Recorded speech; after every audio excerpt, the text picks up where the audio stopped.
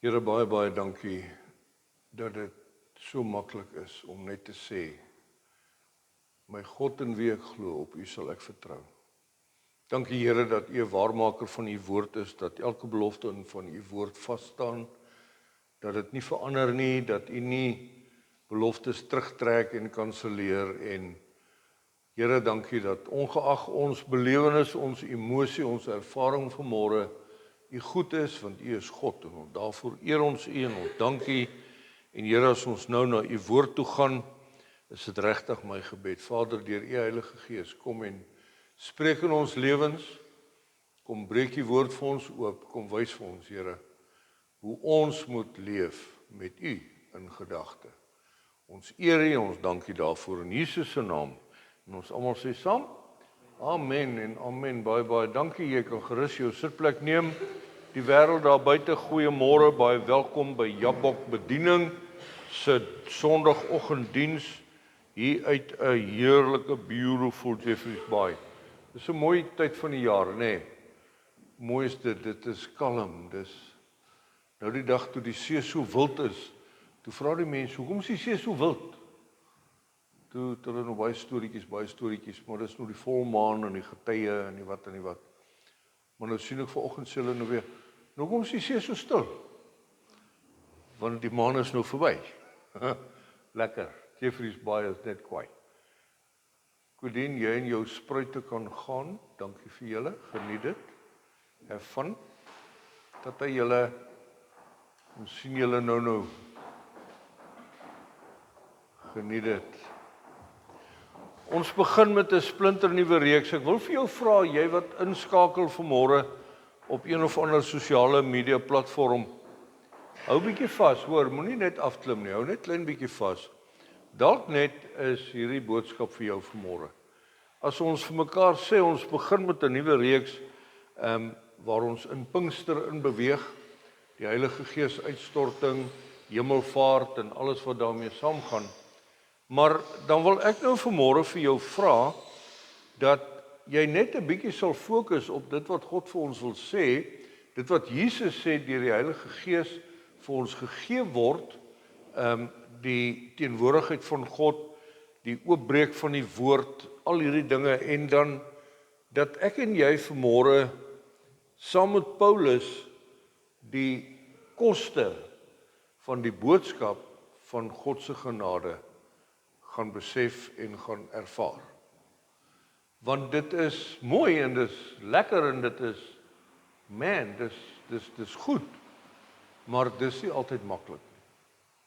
Dis nie altyd maklik as jy beweeg tussen mense en daar waar jy werk en daar waar jy is by die skool of waar ook al jy is, en mense kyk vir jou vreemd as jy sê maar God sê en ek is 'n kind van Jesus, en as ou hierdie uitsprake maak, dan is daar 'n koste aan. So ek wil vanmôre begin by daai boodskap van die boodskap. Dit wat Paulus vir ons gee in die woord. En wat is die koste vir Paulus gewees en ook vir jou en my vir vandag? Nou ons gaan haal hom, of ons begin daar in Handelinge. Handelinge is die storie, die geskiedenis van wat gebeur het direk na die opstanding en dan die aanloop tot die hemelvaart, dit sluit die hemelvaart in, en dan ook Pinkster wat gebeur met die uitstorting van die Heilige Gees. So ons gaan hierdie paar weke wat kom, gaan ons fokus daarop, rondom wat het die disippels gedoen, wat het hulle beleef, en hoe dit uitgespeel vir almal van hulle. Nou ons gaan haal Paulus se storie. Ons sien daar, jy sal by vers 3, okay, ek was nog by die vorige prentjie, maar maak nie saak, dit is ook mooi. Jy sal sien, Paulus is daar in die tronk, en Paulus sit daar, en eintlik is dit amazing, hy is vry binne in die tronk. Kom ons, daar's hy. Ekskuus, waar's Paulus nou? Ja, daar's hy. Ekskuus, aan sê ek doen dit aan jou. Kyk vir Paulus daar, julle. Kyk die simboliek van daai ding. Die wit duifie, die Heilige Gees. Eintlik lyk dit of daai Romeinse soldaat in die tronk is, nê. Maar hy pas vir Paulus op. Maar Paulus sê, die hemel is vir my oop. No problem. Ek is in kettinge, maar dis maar oukei. Dankie, kom ons probeer die ritme kry. Die koste van Paulus se boodskap. Handelinge 24, ek lees uit die 83 vertaling, Paulus voor die regterstoel van die gouverneur Felix. Net vinnig die agtergrond. Paulus gaan uit en hy verkondig Jesus. En die fariseërs en die sadduseërs en die wetgeleerdes en die Joodse volk is opstandig, hierdie ou is besig om chaos te skep in die dorp, hy maak hulle mense deurmekaar, hulle hou nie van hom nie, hulle verkla hom, hulle het hom in die tronk laat gooi, nou kom hy voor die gouverneur Felix. En 5 dae daarna het die hoëpriester Ananias met die ouderlinge en 'n sekere advokaat Tertullus afgekom en Paulus by die gouverneur aangekla. En toe hy geroep is, begin Tertullus hom beskuldig en sê dat 'n groot vrede deur u, hoogedele Felix, ons te beurt val en dat daar 'n hervorming deur u voorsorg in elke opsig en oral vir hierdie nasie tot stand kom, neem ons met alle dankbaarheid aan. So hy vryf nou net nie gou vir Felix 'n bietjie. Hy sê net vir hom, man, jy's alright, ons like jou. Dan sê hy, maar om hier nie lank op te hou nie, versoek ek u om ons in u vriendelikheid kortliks aan te hoor. Klink dit oulik soos vandag se howe, né? Het jy al gesien hierdie hofsaake, daai prokureurs soos glad met die lippies, hulle vertel vir die voorsitter hoe oulik is hy. Dan sê hy, ons het gevind dat hierdie man, Paulus, 'n pes is en 'n verwerker van oproer onder al die Jode in die wêreld en 'n voorman van die sekte van die Nasareëners, wat selfs probeer om die tempel te onheilig. Ons het hom gevange geneem, wou hom volgens ons wet oordeel, maar Lysias, die owerste oor 1000, het gekom en hom met groot geweld uit ons hande weggeneem en bevel gegee dat sy beskuldigde voor u moet kom. Van hom sal u self na ondersoek kennis kan verkry van al hierdie dinge waarvoor ons hom beskuldig. En die Jode het saamgestem en gesê, dit was so. Paulus is nie gewild nie. Julle, het jy dit al beleef daar waar jy gaan, jou familie, jou vriende, wat vir jou sê, maar jy's nie meer lekker om saam jou te braai nie. En jy snaks, jy maak so, wat ook al. Ja, maar jy weet daar waar jy, ek sien daar's weer nou 'n insident met 'n senior polisieman wat in die werksomstandighede swaar kry en sleg kry. Die wêreld daar buite, julle, hou nie van die boodskap van Jesus nie. Ek en jy moet dit weet vandag. Paulus is nie gewild nie. Hy gaan onverskrokke en hy verkondig die evangelie van Jesus as die weg en die waarheid en die lewe. En hierdie klomp fariseërs en sadduseërs en Joodse leiers en al hierdie hoëpriesters en die wat, hulle hou nie van hierdie ou nie. Hy bedreig hulle status quo, hy bedreig dit weet wat hulle is. Want hy bly by die waarheid.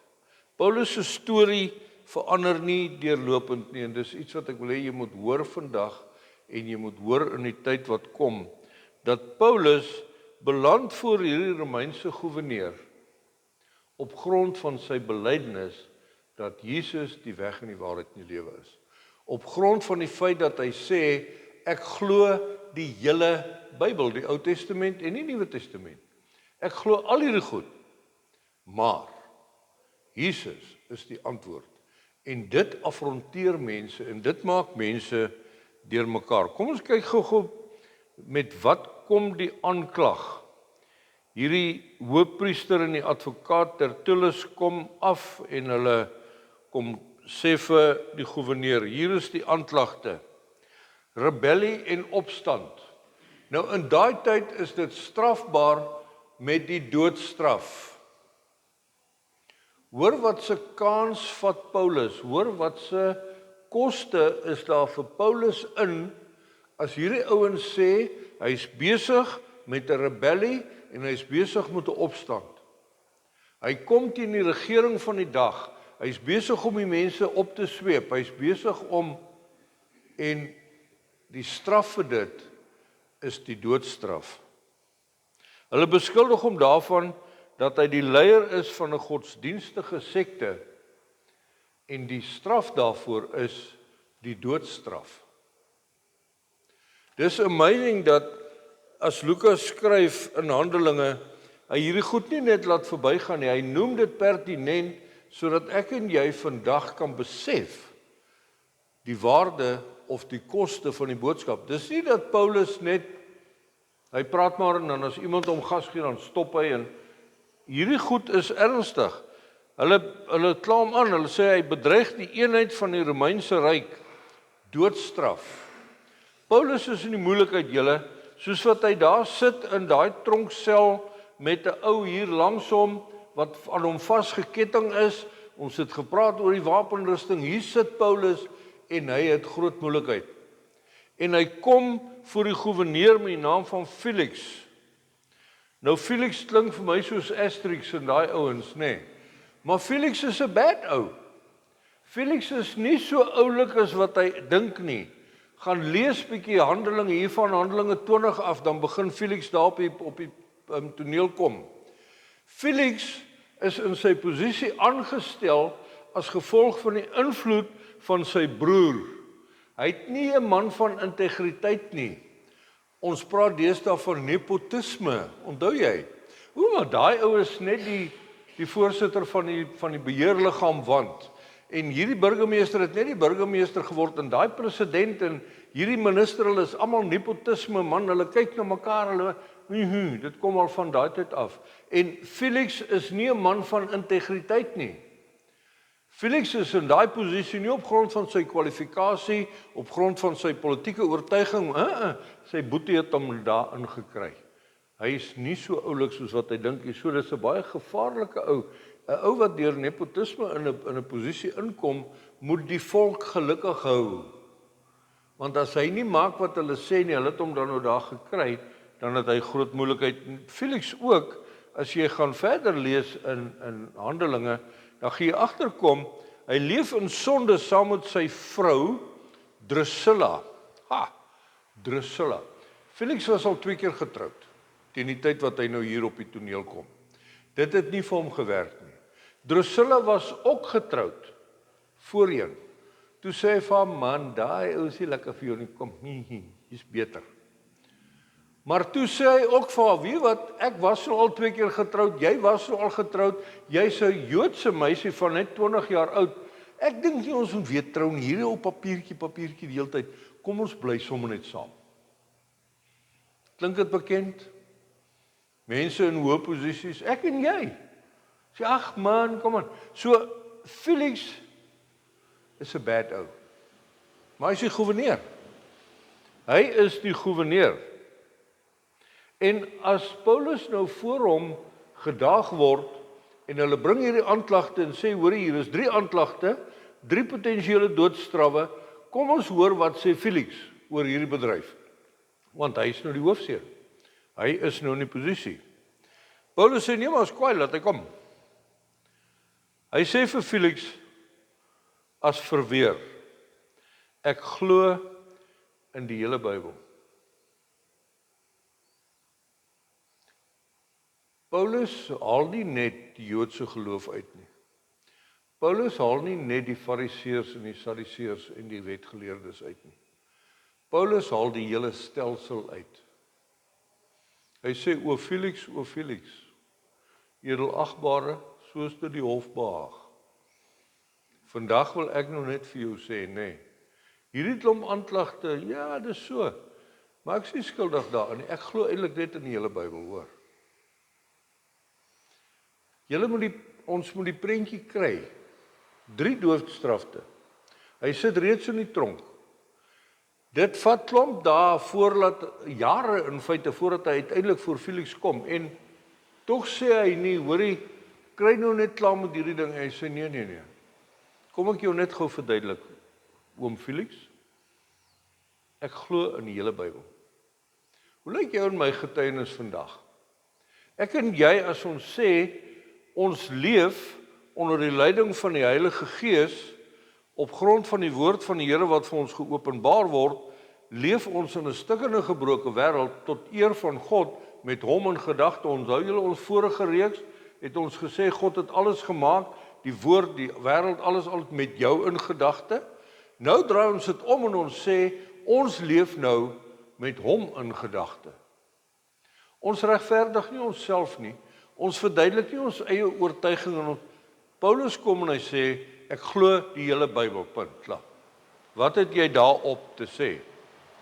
Maar nou gaan Paulus 'n bietjie verder en hy sê, edelagbare Felix, so by the way, dit staan in die Bybel, so ek glo in die opstanding van die vlees op die einde van die dag.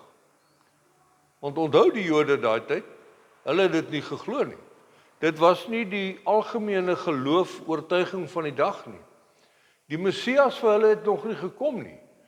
Terwyl Jesus sê, jy sal saam met my opstaan. Dan Handelinge, met die opstanding, toe hulle by mekaar kom, was daar mense wat opgestaan het saam met Jesus. Dit gaan weer gebeur by die dag van sy wederkoms en Paulus sê, dit moet jy weet Felix, dis wat ek glo. Julle, dis heavy stuff, dis nie net van liewe Jesus hier en daar nie, dit is die hele woord, die hele waarheid. Felix, dis wat ek glo. En dan sê Felix maar, ons sal die ding bietjie moet aanpraat nou, hier is nou groot moeilikheid. Maar dan kom Paulus en hy draai die situasie om. Hy bereken die koste, want hy kan doodstraf kry, maar hy verdedig nie homself nie. Hy sê vir Felix, meneer, hoe lyk jou verhouding met die Here? Hoe lyk jou integriteit? Hoe lyk jou huweliksstatus? Hoe lyk hierdie goed, edelagbare? En Felix het geen verweer teen hierdie aanklag teen hom nie. In feite, Felix sluk 'n wind. Felix slaan in 'n sweet uit, want hier kom hierdie ou wat aangekla word, en hy verduidelik nie vir Felix die genade van die Here en die wat nie, hy sê vir Felix, jy moet jou lewe reg kry. En Felix sê nee. Ons praat later hieroor, hoor. Die hof is vandag, edelagbare, tot verdere kennisgewing, ons sal 'n lasbrief uitreik, en ons sal die erewag stuur om jou te kom haal, maar nie worry nie, dan gaan jy sit bietjie in die tronk, ons wag vir jou, en dit vat 2 jaar, nog 2 jaar, sonder 'n verhoor. Hoe regverdig is dit? Julle, ek en jy is nie vandag in 'n fisiese tronk nie. Ek en jy is nie fisies in 'n tronk vandag waar ons toegesluit is in wat? Maar ons is as gevolg van 'n sondige gebroke wêreld, is ek en jy in die tronk. Hoeveel vriende het jy, hoeveel familie het jy, wat in die laaste 2 jaar nie met jou gepraat het nie? Omdat jy gesê het, hoorie, maar ek glo in die hele Bybel. Hoorie, ek glo aan die opstanding van die vlees. Hoorie, ek glo die evangelie van Jesus is genade mee om jou lewe reg kry. En dan is ek en jy in die tronk. En Paulus is nie hier die fundamentalis van die lewe nie. 'n Fundamentalis is 'n mens wat in 'n vliegtuig klim. Hoekom sit 'n kamikaze pilot te crash helmet op? Hy gaan in elk geval doodgaan. Ek wonder sommer net. Maar hulle klim in 'n Boeing en hulle vlieg 'n 911 se 9/11 se geboue in. Dis fundamentalisties. Dit is fanaties. Dis nie wat Paulus is nie. Paulus is nie 'n rebel nie. Paulus is nie daar om die stelsel te challenge. Paulus is daar om die waarheid te bring. En hy sê, wie wat, dan sit ek nou maar vir 2 jaar, dis reg. Maar wat doen hy in daai 2 jaar? Hy sit vasgeketting aan 'n Romeinse soldaat en hy begin briewe skryf vanuit die tronk. En dis nie time wasted nie, it is time gained. God gee vir hom 'n veilige plek. Want onthou nou, daai klomp Fariseërs en Sadduseërs, hulle wil hom doodmaak. tot daai ander voorhoofman oor 1000 het gekom en hom kom red uit hulle hande uit. So eintlik werk God se plan vir Paulus uit, dat hy sit in die tronk onder veilige bewaring met 'n soldaat langs hom die hele tyd. Hy kry kos, hy kry versorging, hy's net shanana en hy skryf al hierdie briewe vir die hele wêreld. Paulus is suiwer gedrewe deur sy geloof as hy sê Jesus leef sodat ek kan leef. Al wat Paulus sê. Dis al wat hy sê. Ek en jy vandag, as ons kom en ons sê maar ek leef met hom in gedagte, ek leef met God in gedagte, ek leef met Jesus in gedagte, ek wil ere bring aan God, dan sê ons dit gaan nie oor ons nie. Dit gaan nie oor ek en jy en jou kerk en jou geloof nie. Dit gaan oor die feit dat Jesus leef sodat ek kan leef. Jy sien in Handelinge sê Paulus dit. Hy sê ek erken voor u dat ek volgens die weg met 'n hoofletter julle. Wie is die weg? Volgens Jesus. Paulus sê, ek erken voor u dat ek volgens die weg, wat hulle 'n sekte noem, so die God van my vaders dien. Jesus is die weg en die waarheid en die lewe. Ek dien my Vader. Terwyl ek alles glo wat in die wet en die profete geskrywe is. Ek glo alles wat in die Bybel staan. En 'n hoop op God het, 'n hoop wat hulle self ook verwag, dat daar 'n opstanding sal wees van die dode, regverdiges sowel as onregverdiges. Paulus sê, ek is nie fanaties nie, ek is nie fundamentalisties nie, ek is nie rebel nie, ek verkondig die waarheid op grond van die woord van die Here. Nou gebeur hier 'n paar interessante goed en dit is nou eintlik die boodskap van vandag. Ek en jy, as ons sê, ons leef met hom in gedagte vandag. Hoe reageer mense op 'n uitdaging van die waarheid? Want Paulus getuig oor die waarheid. Paulus getuig oor die waarheid. Kom ons kyk gou-gou wat het Felix gedoen met hierdie waarheid toe Paulus hom konfronteer. Handelinge 24. 'n Paar dae daarna het Felix gekom saam met Drusilla, sy vrou wat 'n Jodin was, en Paulus gaan laat haal en hom aangehoor oor die geloof in Christus. Maar hoor nou, toe hy spreek oor geregtigheid en selfbeheersing en die toekomstige oordeel, het Felix baie bang geword en geantwoord, gaan vir hierdie keer heen, en as ek 'n geleentheid vind, sal ek jou laat roep. Dit vat 2 jaar. Dit vat 2 jaar. Ek het 'n prentjie in my kop en hoor my hart, dis nou nie 'n openbaring kennis of 'n ding of 'n wat nie, dis net, ek dink een van die probleme wat ons het as kinders van God vandag, as die kerk van Christus, as die liggaam, dan gaan dit oor uitstel of die dringendheid van die waarheid. Ek dink, kom ons kleer die prentjie so in. Satan sit met sy klomp bose engele en hulle sê, hoe gaan ons die kerk deurmekaar maak? Hoe gaan ons die kinders van God, die Christene, die volgelinge van Christus, wat gaan ons doen om verwarring te bring? Ons gaan 'n false teaching daar buite gooi, nê? Ja, maar dit werk nie heeltemal nie, want hulle is daarom nou ook openbaring deur die Gees van die Here, okay, maar ons gaan 'n paar goed laat gebeur om hulle te laat twyfel. Ja, nee, maar die probleem is, jy weet, hulle staan elke keer sterker op as daar 'n oorlog en dit werk ook nie. Ja, maar dan moet ons die Bybel verander.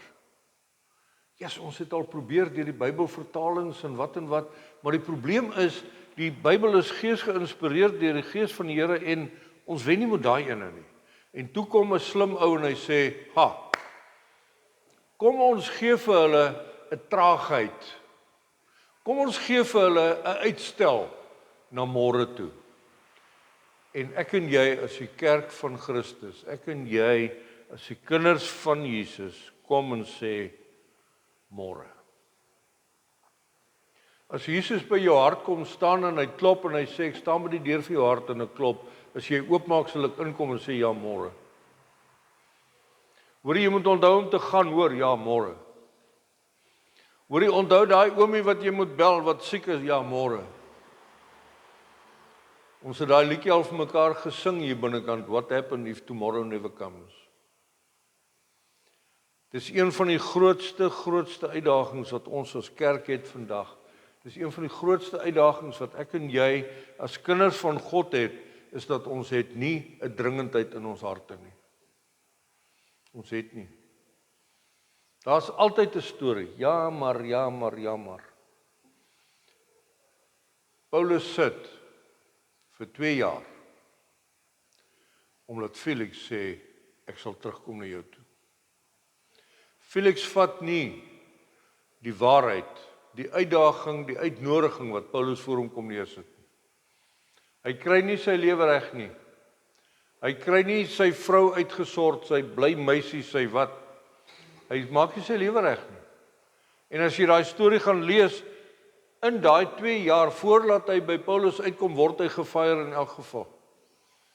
Die volgende nuwe gouverneur kom in en sê vir hom, nee, wat laat jy gaan? So Paulus sit in die tronk op grond van 'n mens wat nie 'n besluit kan neem nie. Ek en jy sit in ons eie tronk vandag, want ek en jy neem nie 'n besluit vir God vandag nie. En dis so, Jesus sê, voordat jy 'n huis bou, bereken die koste, moenie halfpad ophou nie, mense gaan vir jou lag. Wat beteken dit om huis te bou? Dit beteken om liggaam te bou. Dit beteken om familie te wees.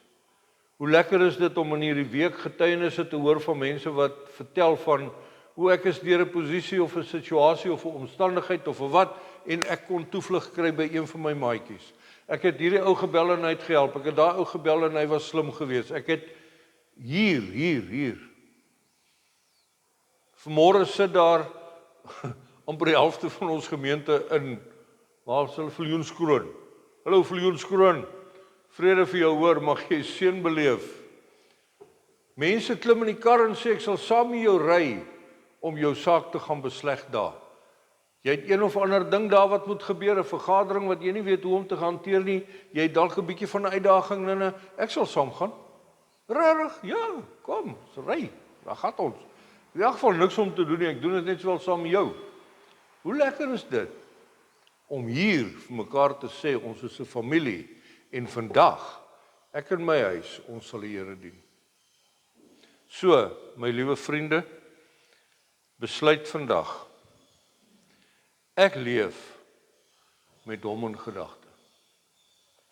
Jy daar by die huis, ons gaan nagmaal gebruik hierdie kant. Kry jou nagmaal elemente by mekaar, kry jou familie by mekaar, kry jou vriende by mekaar. As dit net jy is, dan sit jy in die Here, dis reg. Maar wil jy nie vir jou nagmaal elemente by mekaar kry en sê maar, ek besluit vandag. Ek besluit vandag. Ons gaan jou groet, ons gaan vir jou seën, ons gaan op die einde van die diens die liedjie sing, Abba Vader. Wat 'n voorreg om vir God te mag sê, Abba Vader. Dankie vir jou liefde, jou meelewing, jou saamloop, jou gebede. Neem vandag 'n besluit en sê, ek bereken die koste van hierdie boodskap wat ek uitleef. Soos wat Paulus swaar gekry het en moeilikheid opgetel het, die moeilikheid kom. Maar vandag, ek besluit om God te dien. Ek besluit om familie te wees. Ek besluit om 'n huisgesin te wees vir God vandag. Seën vir jou, ons groet jou, be blessed, kyk mooi na jouself.